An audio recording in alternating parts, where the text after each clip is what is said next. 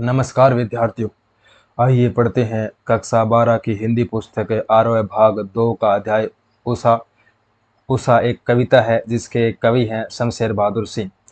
शमशेर बहादुर सिंह उषा कविता के माध्यम से हमारे सामने सूर्य उदय होने की बेला होती है, उससे पूर्व का जो वातावरण होता है, जो समय होता है, उसका खाका अपने सुंदर शब्दों में हमारे सामने खींचा है। शमशेर बहादुर सिंह एक प्रयोगधर्मी प्रयोगवाद काल के कवि है। आपको पता है प्रयोगवाद 1943 से शुरू हुआ माना जाता है, जिसके अगुआ थे कवि अज्ञेय सच्चिदानंद हिरानंद वात्स्यायन अज्ञेय। और इस प्रकार की कविता प्रयोगवाद में की गई कि कविता का जो आंतरिक पक्ष भाव पक्ष होता है और उसी प्रकार कक्षा का जो बाहरी पक्ष कला पक्ष होता है, वो दोनों सुंदर होना चाहिए। जिस प्रकार जितना भाव कविता का मौजूद अच्छा होगा, उसी प्रकार कविता का भारी पक्ष कला पक्ष भी अच्छा होना चाहिए।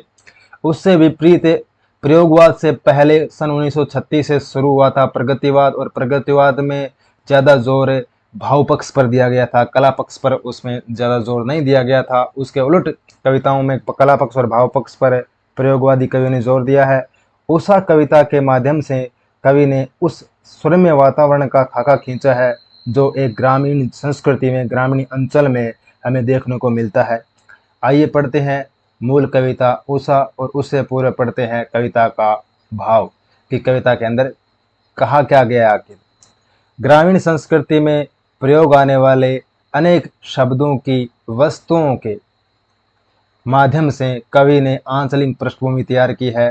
अनेक प्रकार के उपमानों से कवि ने ग्रामीण संस्कृति के माध्यम से प्रातःकालीन उषा का ग्रामीणीय परिवेश हमारे सामने प्रस्तुत किया है।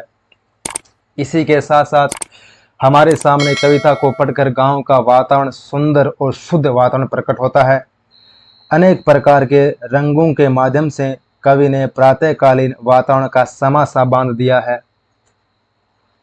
प्रस्तुत कविता में कवि ने प्रातःकालीन वातावरण का सुरम्य वर्णन किया ही है। अनेक प्रकार के बिंबों से कवि ने प्रयोगवादी कविता की छटा हमारे सामने प्रस्तुत की है। बिंब क्या होते हैं? बिंब एक प्रकार की भावनात्मक और एक प्रकार का साहित्य में एक प्रकार की विधा है। जैसे कि हमारे सामने कोई शब्द बोला जाता है और शब्द के माध्यम से हमारे मानसिक पटल पर, मानस पटल पर, हमारे मन में एक प्रकार का चित्र उभर आता है, चित्रांकन हो जाता है, उसे कहते हैं बिंब। जिस प्रकार मैंने नाम लिया साइकिल और आपके वैचारिक मन में एक प्रकार साइकिल का एक चित्र उभर आया है, उसी को कहते हैं बिंब विधान। इसी प्रकार के शब्दों के माध्यम से कवि ने उषा कविता के अनेक प्रकार के वातावरणों और क्रियाकलापों को हमारे सामने अपने शब्दों में, सुंदर शब्दों में, सरल शब्दों में प्रस्तुत किया है। कविता में अंधेरे से उजाले की ओर ले जाने का गहरा भाव छिपा हुआ है। इसी के साथ साथ कविता के अंदर एक आध्यात्मिक और दार्शनिकता का पुट लिए हुए हैं कि जिस प्रकार अंधेरे के बाद उजाला आता है, उसी प्रकार रात्रि के बाद दिन आता है। यह भाव हमारी इस कविता में हमको देखने को मिलेगा। आइए पढ़ते हैं मूल कविता उषा। प्रातः नभ था बहुत नीला, शंख जैसे भोर का नभ, राख से लीपा हुआ चौका अभी गीला पड़ा है। कवि क्या कह रहा है कि प्रातः नभ था, नभ यानी आकाश, नभ यानी आकाश, और नीला शंख, शंख एक मंदिर में बजाया जाने वाला वाद्य यंत्र होता है, और भोर यानी सुबह, राख ग्रामीण अंचल में चूल्हे में जो बचती वो राख है, लीपा हुआ, लीपा राख से एक पदार्थ बनाया जाता है, उसके बाद उसको आंगन को लीपा जाता है। चौका यानी रसोई का आंगन, रसोई का जो आंगन होता है उसे कहा जाता है चौका। देखिए, प्रातः नभ था बहुत नीला शंख जैसे। सुबह सुबह जब कवि उठता है तो देखता है क्या कि पूर्व की जो दिशा है वो प्रातः नभ था। आकाश, सुबह का आकाश बहुत नीला था। किस प्रकार का था? शंख जैसा। जिस प्रकार शंख होता है उसी प्रकार पूर्व दिशा जो है, पूर्व दिशा का जो आसमान है वो नीला पड़ा है, नीला है, शंख जैसा। भोर का नभ, किसका आकाश? सुबह का आकाश। राख से लीपा हुआ चौका। कवि क्या कह रहा है कि किस प्रकार का है वह सुबह का आसमान आकाश।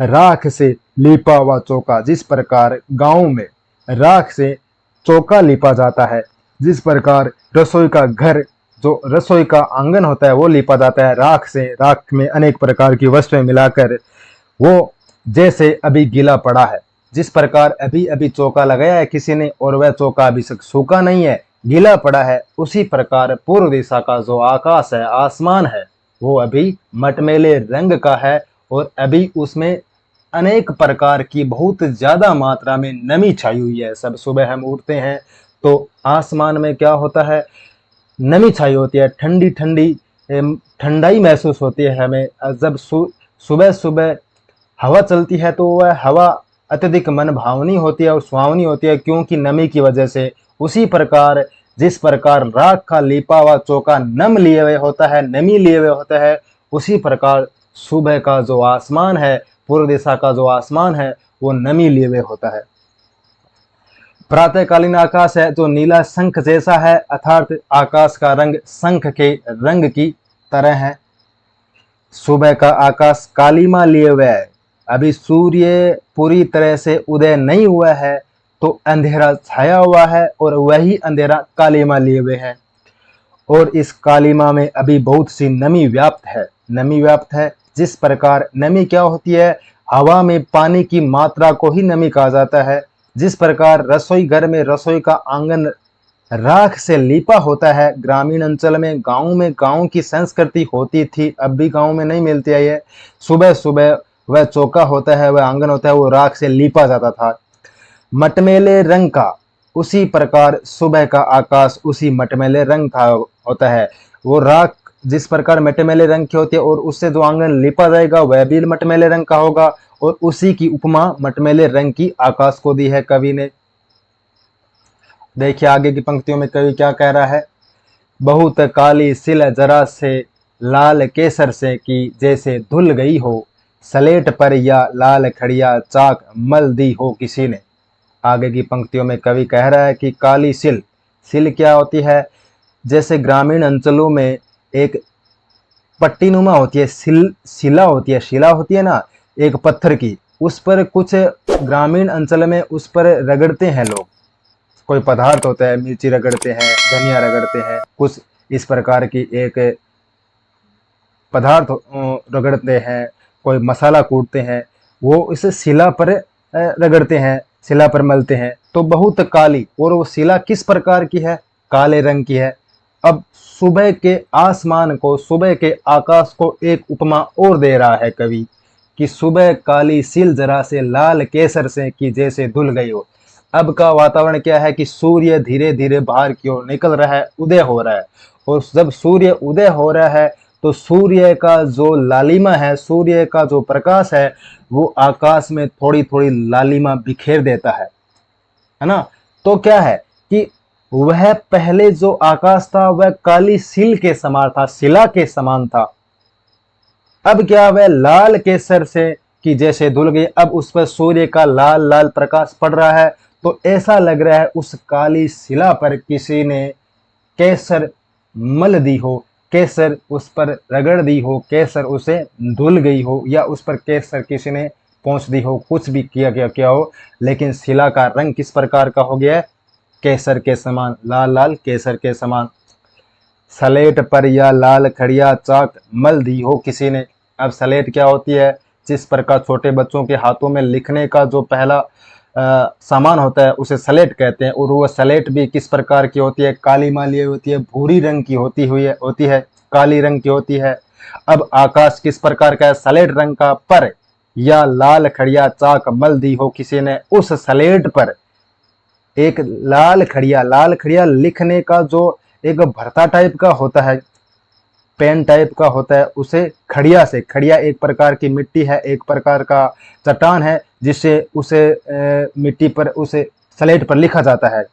तो क्या है कि उस काले काले स्लेट नुमा आकाश पर उस लाल लाल किरणों की, कवि की, रवि की, सूर्य की किरणों ने खड़िया जैसे उस पर, चाक जैसे उस पर किसी ने कुछ लिख दिया हो। मल दी हो, मसल दिया हो। आगे देखिए, सुबह का आकाश कुछ कुछ लालिमा लिए हुए है, लालिमा नहीं कालीमा लिए हुए है, और वह आकाश ऐसा लग रहा है जैसे गांव में किसी ने काली सिल को अभी अभी लाल केसर से उसे धो दिया हो। काले काले आकाश को लाल लाल किरणों ने, सूर्य ने जैसे केसर से धो दिया हो। सलेट पर या लाल खड़िया चाक मल दी हो किसी ने, सलेट पर या लाल खड़िया चाक मल दी हो किसी ने, और ऐसा अर्थात और आकाश ऐसा भी लग रहा है जैसे काली सलेट पर लाल खड़िया चौक से उस पर किसी ने कारीगरी कर दी हो या उस पर कुछ लिख दिया हो। आगे की पंक्तियों में कवि क्या कह रहा है देखते हैं। नील जल में या किसी की गौर झिलमिल देह जैसे हिल रही हो। आगे की पंक्तियों में कवि कहता है कि अब आकाश, सूर्य उदय हो गया तो आकाश नीला नीला छितराया हुआ हमारे सामने प्रस्तुत हो रहा है, प्रकट हो रहा है, हमें दिखाई दे रहा है। नील जल में या किसी की गौर झिलमिल दे जैसे हिल रही, और उसमें सूर्य प्रकट हो रहा है। नील जल, नील जल यानी नीला आकाश, या किसी की, उसमें किसकी, गौर झिलमिल दे, उस सूर्य की गोरी गोरी झिलमिल देह, देह यानी शरीर, सूर्य का शरीर ऐसे हिल रहा है जैसे कोई हवा में कोई वृक्ष हिल रहा हो। नील जल में या किसी की गौर झिलमिल देह जैसे हिल रही हो। जिस प्रकार पानी ठहरा हुआ होता है, उस पानी में कोई घोर वर्ण का व्यक्ति या स्त्री कोई नहा रहा हो और वह हिल डुल रहा है, झिलमिल रहा है, इस प्रकार लग रहा है जैसे सूर्योदय के समय उस नीले नीले आकाश में, नीले नीले आकाश रूपी जल में सूर्य की गौर वर्ण देह, उसका शरीर हिलता हुआ दिखाई दे रहा है, हिलता डुलता दिखाई दे रहा है। यह इस पंक्तियों में कहा गया है।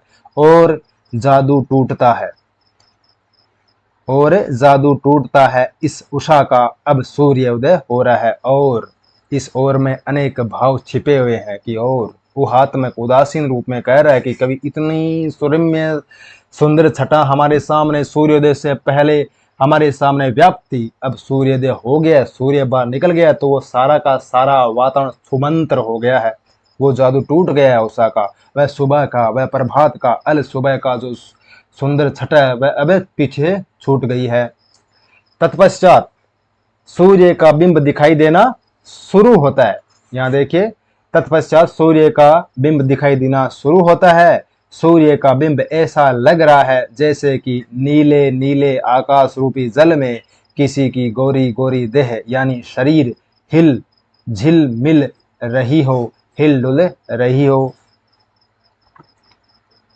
फिर सूर्य उदय हो जाता है। कवि इस वातावरण को ऊहात्मक रूप से, उदासीन रूप से कहता है। उदासीन कवि क्यों है कि इतने सुरम्य छटा थी वो अब छुमंतर हो जाएगी, होगी, कि अब उषा का जादू टूट रहा है क्योंकि सूर्य उदय हो रहा है। सूर्य की प्रखर किरणों, तेज किरणों के द्वारा उषा का जादू टूट गया है, टूट रहा है।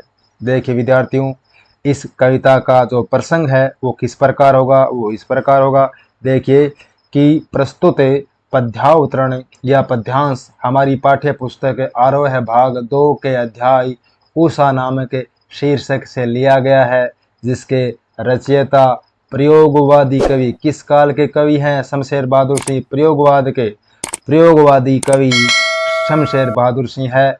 इस कविता में कवि ने प्रातःकालीन ग्रामीण अंचल के परिवेश का चित्रांकन किया है। अब देखिए इसका एक सामान्य सा, एक आसान सा, एक विशेष जो हम इस सारी की सारी पंक्तियों में, इस कविता की पंक्तियों में हमें इसको सटीक सा बैठा सकते हैं कि पद्यांश की भाषा कविता के भाव के अनुकूल है। पद्यांश में यथोचित अलंकारों का प्रयोग हुआ है। कविता की भाषा बिंब प्रधान है। कविता में प्रयोगवादी आवरण देखने को मिलता है। धन्यवाद दोस्तों, धन्यवाद विद्यार्थियों। हमारे चैनल को लाइक कीजिए, शेयर कीजिए और सब्सक्राइब कीजिए। धन्यवाद।